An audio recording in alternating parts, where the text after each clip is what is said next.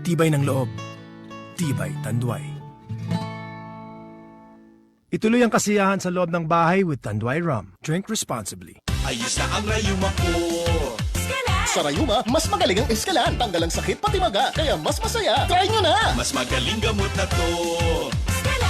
Unilab yan. May anti-maga ang Escalan na wala ang paracetamol. Naproxen sodium is the generic name of Escalan. If symptoms persist, consult your doctor. Merienda time! Himo ang fan ng pandesal, butang ikfan palaman. Kami saya, put kaya. Best Foods, Best Foods! Kung Best Foods Mayo ang kauban. Best Foods Mayo. Tamis saya, abot kaya. Papalitar akong dishwashing liquid. Katong kalamansi ha? 1,000 pesos. What? Kauban ng doctor's fees ug antibiotic. Macy's, kung kalamansi dishwashing liquid ang pangitan nimo, dapat smart ka. Smart dishwashing liquid. Makalamansi o lemon man, parehong may antibac. Adunay double tanggaling formula. Tanggal galing ang sebo o bakterya. Eh dito na ko sa kalamansi may antibac. Smart dishwashing liquid. Tanggaling-galing. Smart dishwashing liquid. Manufactured by ACS Manufacturing Corporation. ISO certified, world-class quality.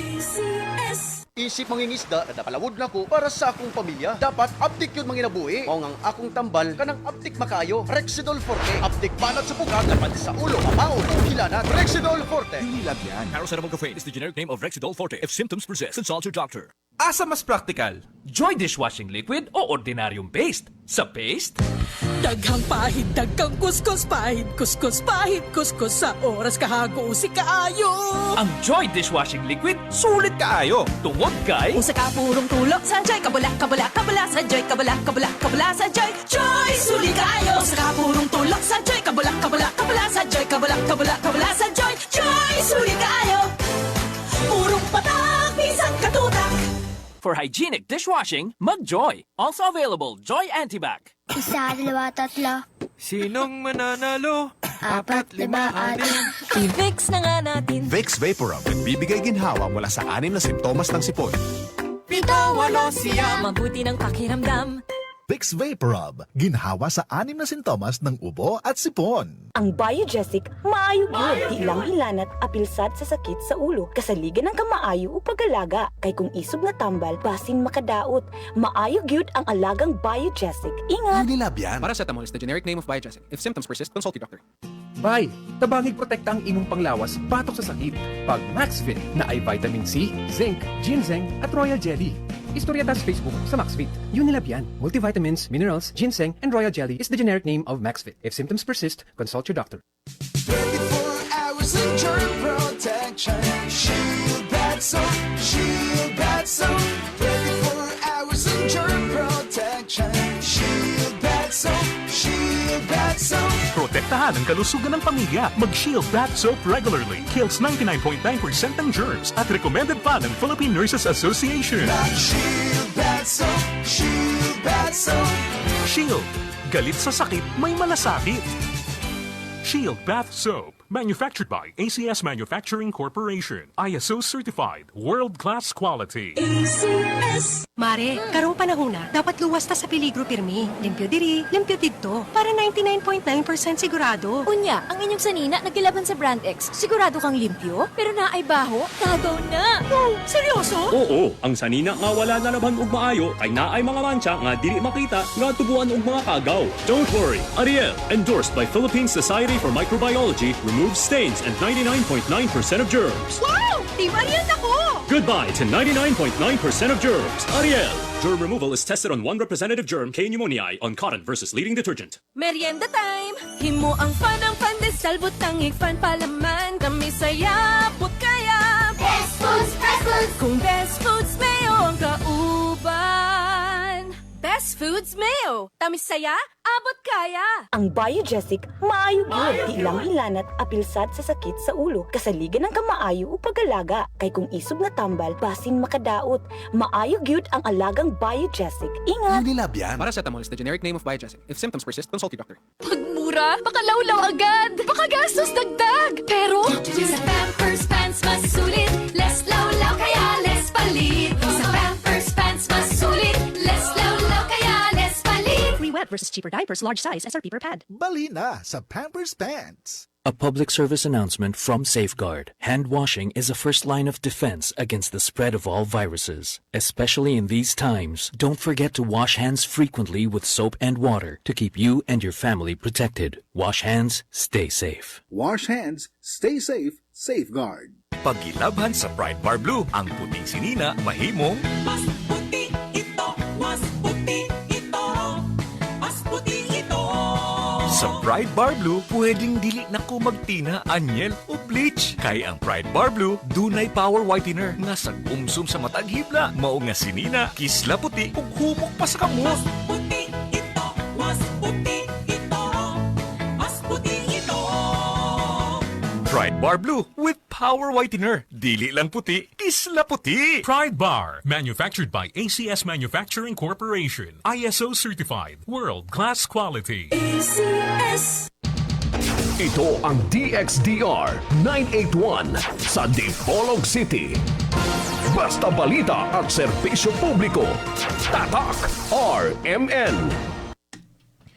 Okay, yan nausab ang tulumanon nga giuluhan ang kahayag sa pagtuong Katoliko.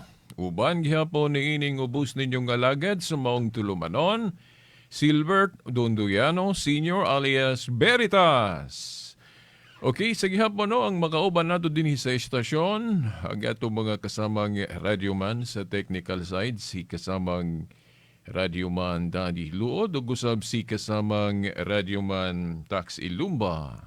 Sa gawas mo gihapon si kasamang radyoman Rinaldo Cuenca o gusab si kasamang radyoman Yon Ilumbaring. Pasiunang patimbaya no sa gihapon sa atong amahan dinhi sa estasyon ang atong station manager si kasamang radyoman Edgar Dagumo uban na sa iyang mga kaubang baga radyoman. Agatong pizza karon, pizza 23 sa bulan sa Agosto, tuig 2020.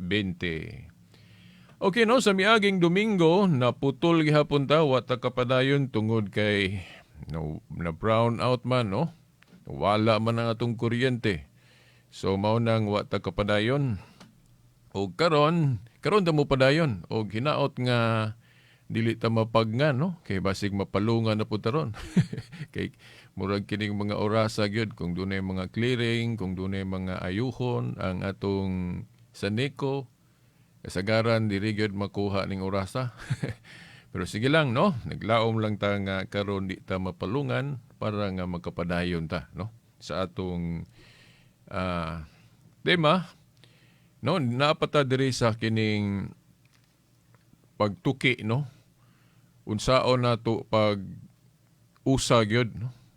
Kaya nga tong Ginoong Hesukristo particularmente gyud kayo anang panaghiusa sa pagtuo. Atong mahinumduman si San Pablo ga pamulong ana, no, sa Efeso 4:4 hangtod sa 5 nga usa ka pagtuo, usa ka bautismo, usa ka Ginoo. Naunsa naman ni karon nga nadaghan naman ning pagtuo. Lain-laig version.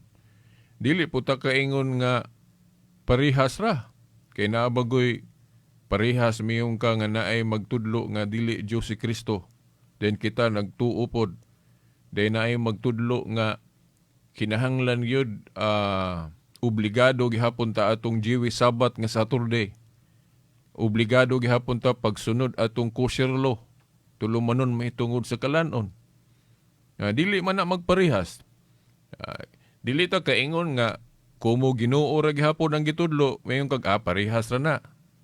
So kung nagtuo ka nga parihas ra na, so way laing musantop sa atong unahon na nga ang Dios di ay Dios sa kanang panagbahin-bahin, no? Dili Dios sa panaghiusa. Kay dili man gyud na usa ka pagtuo. Di ba? So karon mga tinahod nga tigpaminaw, kini kung ato lang yung makuha ba ng pasol gyud aning Biblia nga na moingon kog pasol kay actually mura yun siya pasol. Kung ang atong mga pamaagi pagtuon aning Biblia unya mapasagdan ta nga kita-kita lang ba ato-ato ra kapag tuon sa Biblia nga wa ta magkinahanglan og naapay laing kinahanglan natong requirement ba nga parang di ta masayop kung ato lang isalig ba sa atong kaugalingong pagsabot na ako gyud nang na pamalandungan og ayo wa gyud laing mahitabo.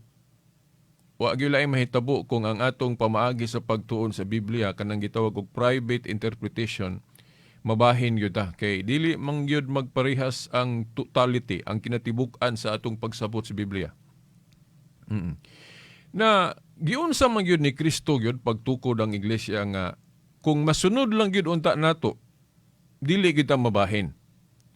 Now, si Kristo pagtukod niya, pag-announce niya ni Pedro, no, pag-announce niya ni Pedro nga magtukod siya iglesia o simbahan o gingherian niya, nag-ingon siya nga, Pedro, sa ibabaw ni ining bato, tukuron ko ang akong iglesia. Nga bisan gani ang ganghaan sa Hades, dili makabuntog kaniya. Sa ato palig-on, dili man mabuntog. Kana pa lang no, makahuna-huna na ta nga ang usa sa ilhanan aning iglesyahang nga iyang gitukod nga kini indestructible. Sa ato pa magpadayon ng iglesia. Labi na kung basahon nato ang Lucas 1:33, Lucas 1:33 nga ang gingherian ni Kristo mulungtad magpadayon. So kinahanglan itanom na dayon sa atong unahuna nga ang iglesia gyud ay nga gitukod ni Kristo. Sukad niya masugdi ni atong pagtukod niya ni atong unang siglo magpadayon ni kay mo man saan niya indestructible gyud. Indestructible, di maguba. So ato dayong tan-awon kining atong mga iglesia rong gipasakupan. Kung ang atong mga iglesyang gipasakupan dili gali na nagsugod panahon ni Kristo. Nagsugod lang na 1914 ba? 1830. O, sa mga 1870. O, sa pa na, 1517. Awahin na ba? So, diha, maklaro na natong dili na mao ang gitukod ni Kristo ng iglesia. Bisan pag gamit na sa Biblia. Bisan pag gigamit ng mga pulong nga na sa Biblia. Kay pila ramang god ang pagbasag Biblia, dayon ugon siya atong nasabtan, then mo tuko din ta, organize ta. Bisan ako makahimo ko ana. Di ba? Pwede ko mag-organize po do grupo.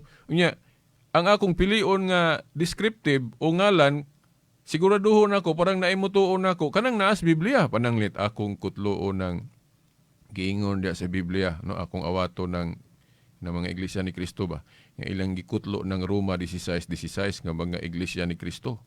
Oh, pwede na ako ng kutloon. Pero siguro inig pagparehistro na og magparehas murag di siguro musugot ang sek. Di ba?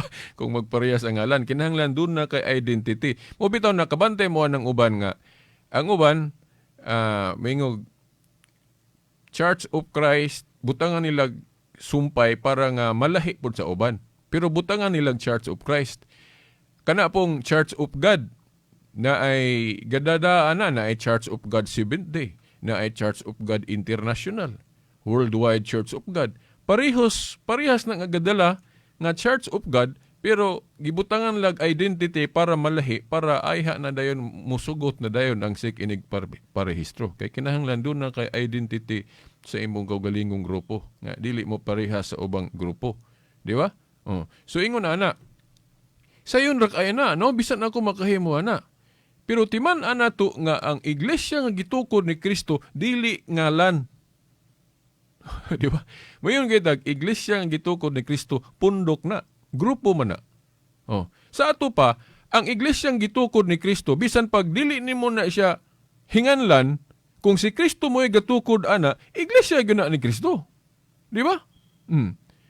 Kay ang iglesia, grupo man, so bisan pag di ni mo nahinganlan, kung si Kristo mo'y gatukod ana, iglesia yun na ni Kristo.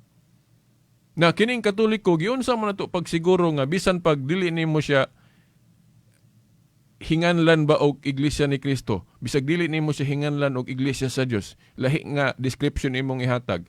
kung tanaw na to sa history, kung kining grupo nga Katoliko mao ni ang gisugdan o gitukod ni Kristo, di gitang kalikay nga iglesia ni Kristo gani. Pero umiingon sila, pero veritas nganong lahi man laging gingalan, nganong Iglesia Katolika Apostolika Romana man lagi. Kung tinuod nga iglesia ni Kristo pa ning Katoliko, no? Ang ato mga igsong iglesia ni Kristo moingon sila nga nganong nibiya sila sa Katoliko kay sa sinugdanan ko no, tinuod gyud kuno ning Katoliko katong wala pa ni hinganlig Katoliko. Mao gini ang gisugdan ni Kristo pero sa dihang giilisdan na ang ngalan ko no, gilisdan nag Catholic Church o Roman Catholic Church, moingon na din sila nga nadili na iglesia ni Kristo kay gilisdan na magngalan. Pero ang atong kanunay na nga paghatag ninyong katinawan ana mao nga dili man na pag-usab sa ngalan. Kay kung moingon kay tag iglesia sa Dios, iglesia ni Kristo, but pasabot ana, description nga gihinganlan ang kinsay tag-iyaan ng iglesia ha. Gihinganlan ang ngalan sa kinsay gatukod anang iglesia ha. So kanamo na gitawag og personal descriptive name. Ang simbahang Katoliko dili mosupak nga kung maghisgot og personal descriptive name, Church of Christ jud o Iglesia ni Kristo gyud o Church of God, hinganlan, hisgutan ang tag-iya o kinsa ang gatukod anang punduka. Mo nang moyong kag Iglesia sa Dios o Iglesia ni Kristo. Pero timani ha, dili na ngalan kay pundok man na. Oh, di ba? Oh. Then karon ngano ba nga nahimo man ni siyang Iglesia Katolika Apostolika Romana? So makita nato na diha ato nang mahibaw-an kung mag-research ta og history ug unsay nahitabuan ng iglesia ha. Kay ang maong iglesia gibutangan manggod siya mga description sumala pod sa giingon sa Biblia diha sa Jeremias 31:21 nga butangag description o mga marka o ilhanan. Ang dalan kuno butangag mga palatandaan o description. Kanang dalan gud kung maghisgot tag New Testament, ang gitumbok gud anang dalan nga butangan kunog description mao man si Jesus Christ. Kay si Kristo ang dalan paingon sa Amahan. Ug unya sanglit ang iglesia, mystical body of Christ man, mao na nga pwede po natong isipon nga ang iglesia dalan. Way kay lawas gud ni Kristo. Nya gipasabot man po na sa Buhat 24:14 nga ang dalan nga mao ang pundok nga gisugdan ni Kristo nga gitawag lang kunog bakak sa uban. Di ba? Gitawag lang kunog bakak sa uban.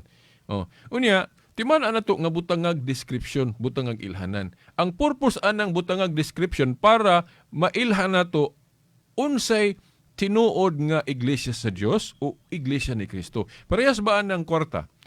Kanang kwarta dili man ka mutuo dayon kung ang imong malantaw kana rang nimtag niya.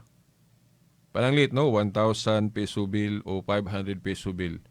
Dili man na igo nga kana ra imong tanahon. Kay naaman po'y mag-awat-awat ana, mao ang nimtag. Mao ang numero, 500 peso bill, 1,000 peso bill. Pero dili pa din ka mo tuok, gawas kung makita nimo ang iyang mga gibutang diha nga ilhanan sa genuine nga kwarta.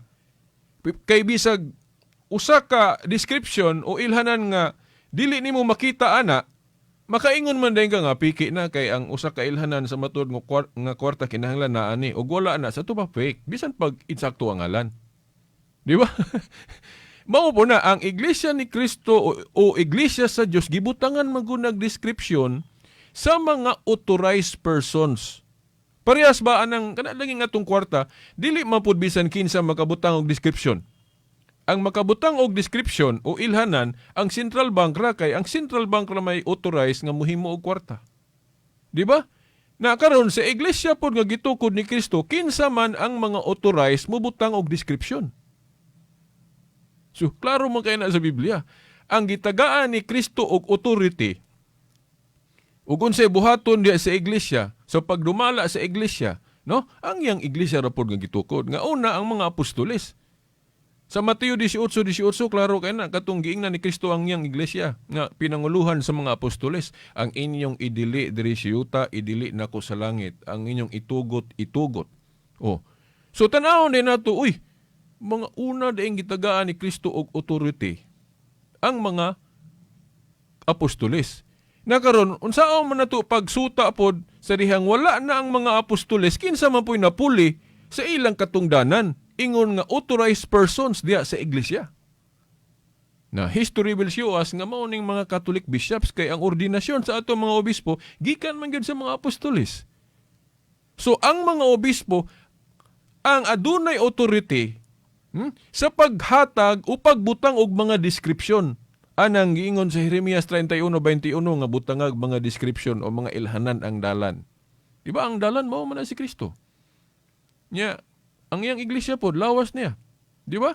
Oh. So, ang mga obispo mao ang magbuot unsay ibutang nga description anang iglesia. Nakaron unsa may gigamit sa mga obispo? Una ang katong gigamit ni Obispo Ignacio nga description. Ang mga 110 o 107 AD katong disipulo ni San Juan. Iyang gibutangan og description nga Catholic nga sa ato pa universal kay ang Iglesia gud ni Kristo nga tinuod pang universal man, dili man kay para ra sa mga Hudyo, para ra sa dito sa Jerusalem, kundi para man sa tibuok kalibutan. Mao na ang gibutangan siya description nga Catholic o universal. Sa ato pa, kung kanang imong iglesia sa Dios o iglesia ni Kristo, dili na siya universal o dili na siya Catholic, dili na mao ang tinuod nga iglesia ni Kristo o iglesia sa Dios. Kay gibutangan naman siya description. Dayon kay naaman po'y mag-awat-awat god anang Catholic nga description. Di ba? Gani ang uban na gali mga Seventh-day Adventist po, dili po noon tanan nga moangkon po sila nga Catholic po kuno sila, pero sila kuno ang original nga Catholic, dili kuno ning Roman Catholic. Oh.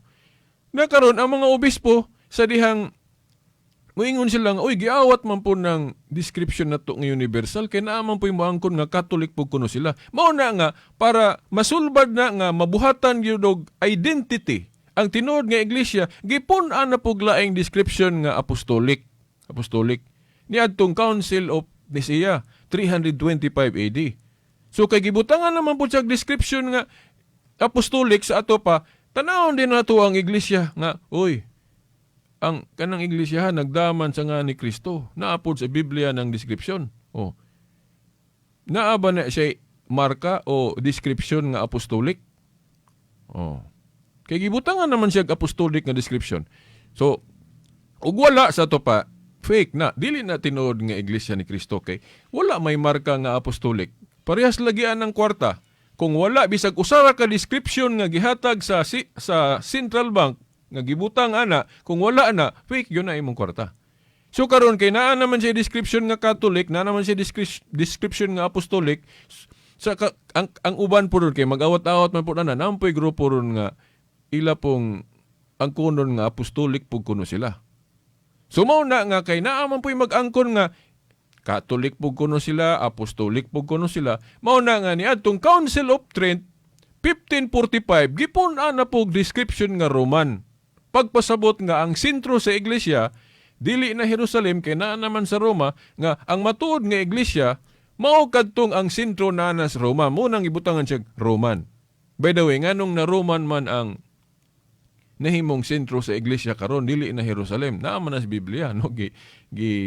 Gitagna naman na sa Mateo 21:43 nga ibalhin sa laing katawhan o ibalhin sa laing dapit ang sentro.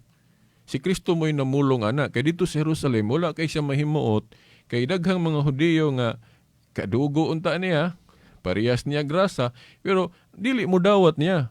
Muna nakapamulong siya na nga kuhaon gikan kaninyo ang maongging herian o igatugyan sa laing dapit kuno. Laing nasod pagani sa ubang termino, no?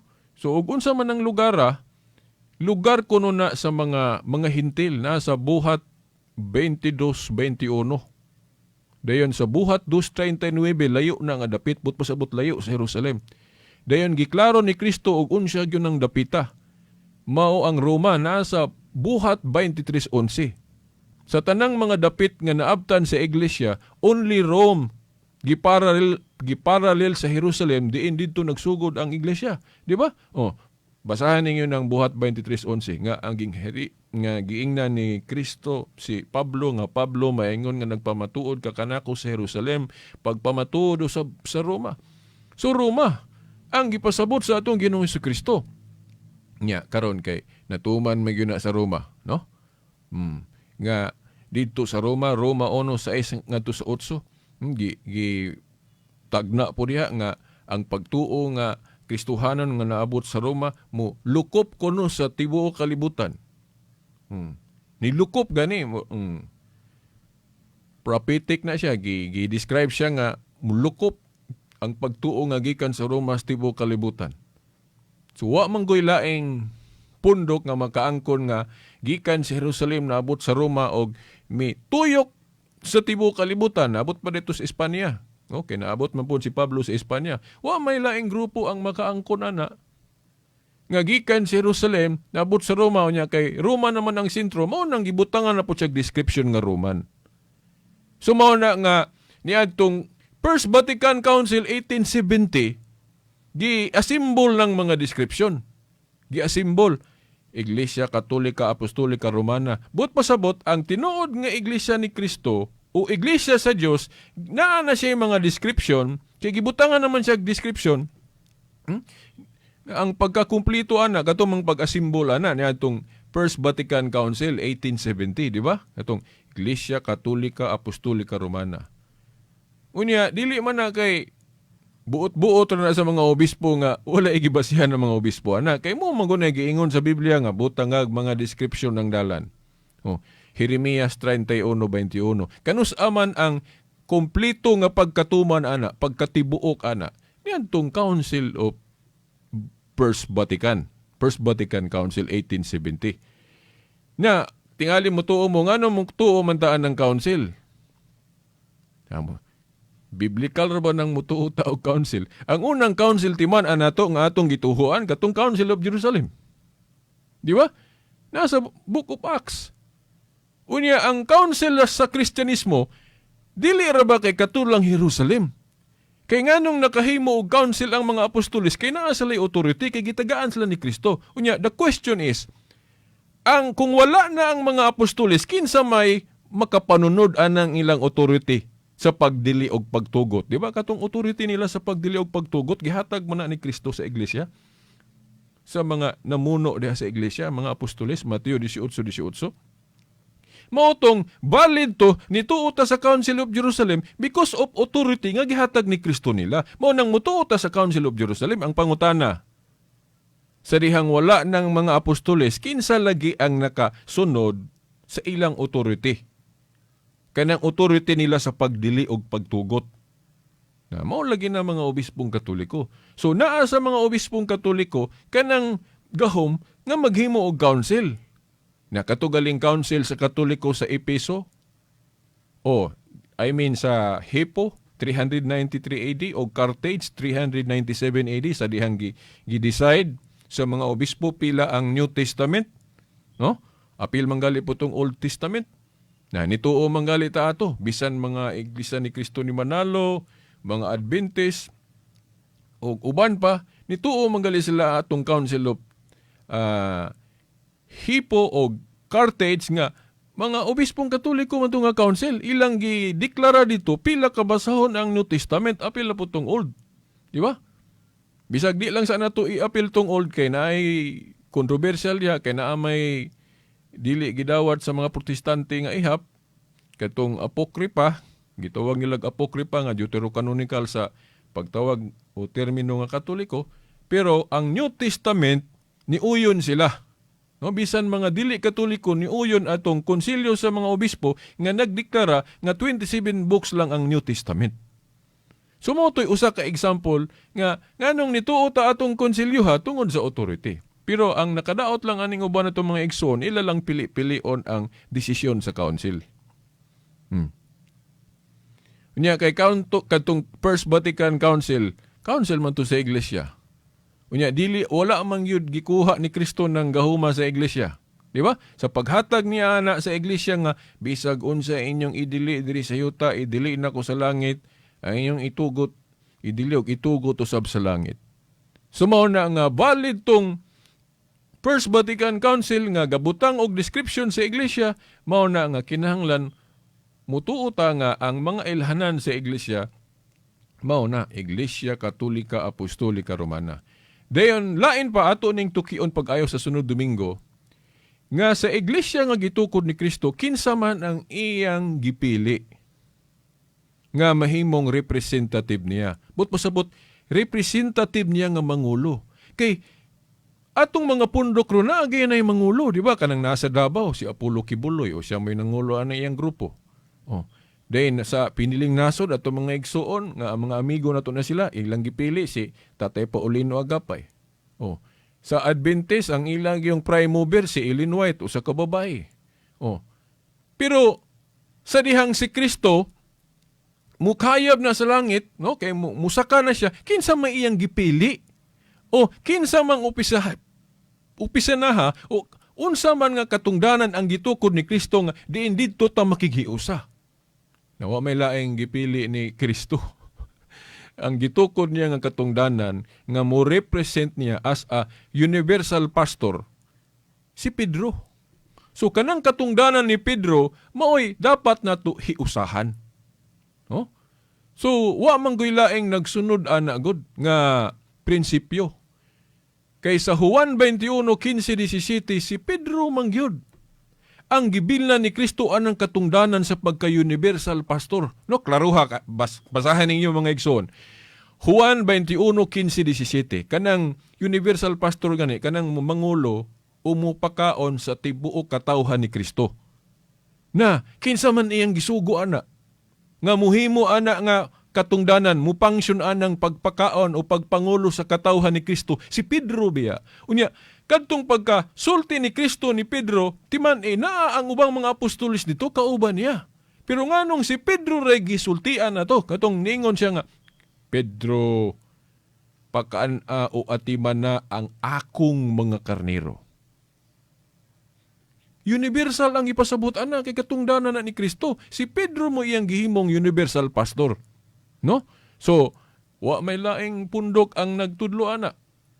Gisalo-salo na sa mga santo papa ron ato ning padayon sa sunod Domingo pohon mga igsuon, no?